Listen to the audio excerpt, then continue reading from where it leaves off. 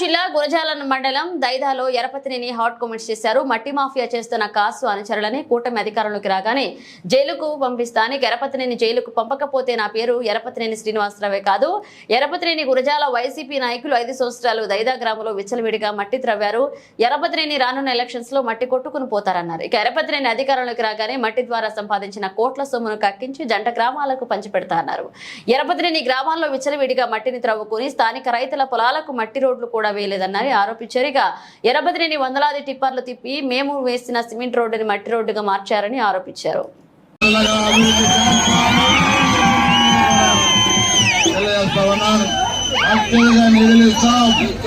మీరు అడిగిన పనులు చేస్తాం.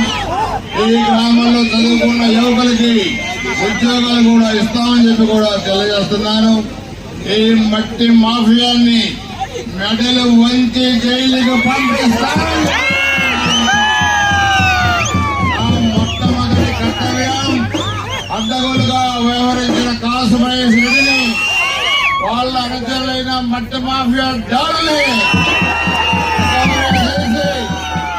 జైలుకు పంపించకపోతే నా పేరు